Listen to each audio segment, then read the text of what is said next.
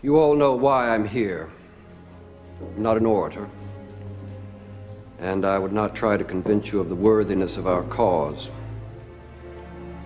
I'm a soldier, and we are at war. From Philadelphia, we expect a declaration of independence. 8 of the 13 colonies have levied money in support of a continental army. I ask that South Carolina be the 9th. Massachusetts and Virginia may be at war, but South Carolina is not. Hear, hear. This is not a war for the independence of 1 or 2 colonies, but for the independence of 1 nation. And, yes, what nation is that? An American nation. There is no such nation, and to speak of one is treason. We are citizens of an American nation, and our rights are being threatened by a tyrant 3,000 miles away. Would you tell me, please, Mr. Howard, why should I trade 1 tyrant 3,000 miles away for 3,000 tyrants 1 mile away?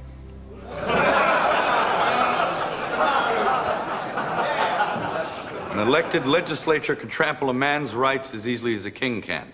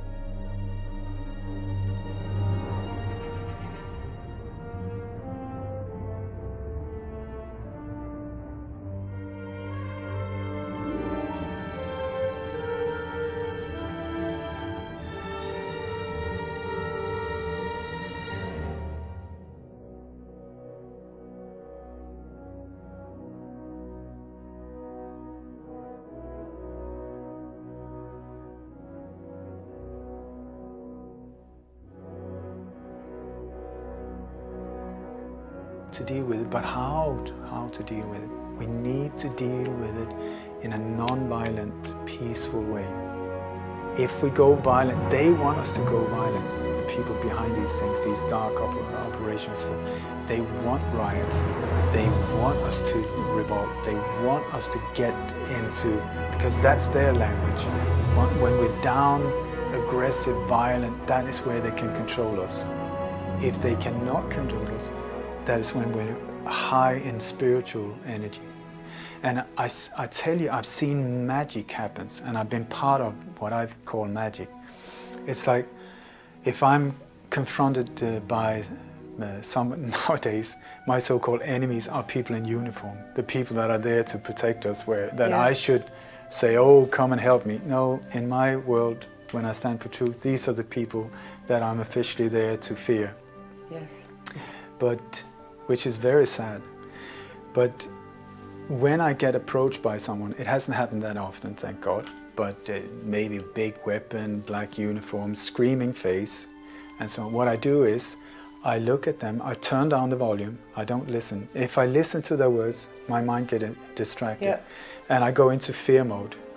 I look into their eyes and I look for the spark, the human spark, because these people, when they're so pumped up with adrenaline, their eyes are very black, you can't reach them with words. They're just looking for an excuse to bash your head in. So I just say nothing, I do not move, I stand in total peace. When I'm saying this is not easy, but I managed so far. Maybe next time I gotta get a cracked skull, but whatever. But when I do it, turn down the volume, look in their eye, and just say, the word that I use is divine, divine, divine. Keep repeating that keeps your mind focused. not get into fear mode and not to see the person as a monster, because this is a person who's doing the right thing in his world, you know. Divine, divine, and I keep repeating, divine, he's somebody's son, he's somebody's father, he's somebody's brother, she's somebody's mother, daughter.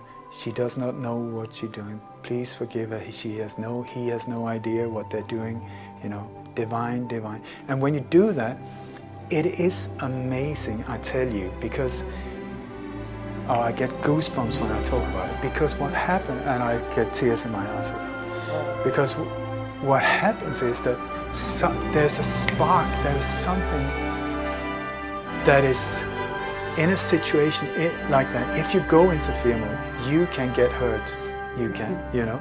But if you stay in love and focused in love, magic happens. And suddenly, boom, when you see, I'll tell you, you can see the spark, boom, there, the human spark. Once that's done, it's like pulling out to defuse a bomb, and the tension is gone. He's still there in a uniform, he might still be screaming, but there's no power to the words. The hate has gone. He's naked, he's almost naked. He is naked. Yeah. And very often what is so weird is I'm standing hands down, like, hit me in the head, whatever you want, I will take it, no fear. I don't want to be hurt, that's for sure. I don't like pain, but I'm not going to defend myself. I'm just standing there, and I'm the one that should be afraid, but it turns around. Yeah. It's the other person. You see the fear. Why is he not afraid of me? Yeah. Why is he not bending down? Can't he see I'm like whatever. Can't he see my big gun? Can't he? No.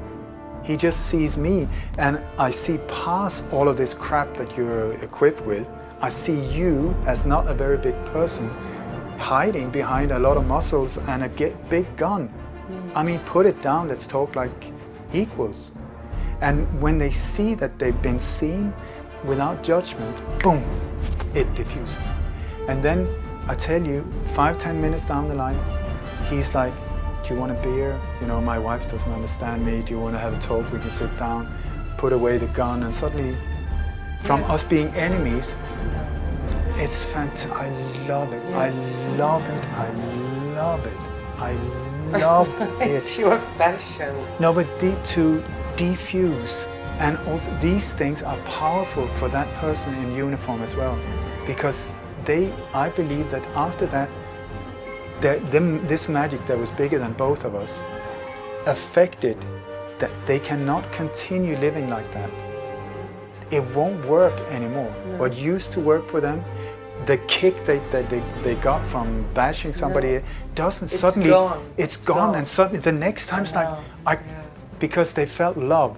Yeah. And I'm not talking about my ego love, I love you. It's not that. No, it's the divine power. love. It's just divine, and I just feel so blessed to be in these situations. Sometimes shit's scary, I tell you. Yeah. I am not comfortable sometimes but what comes out, if I can manage to keep in that focus, yeah. And I owe so much to my yoga teacher, Nelani Chelran. It's yoga for the mind, and she's a fantastic woman.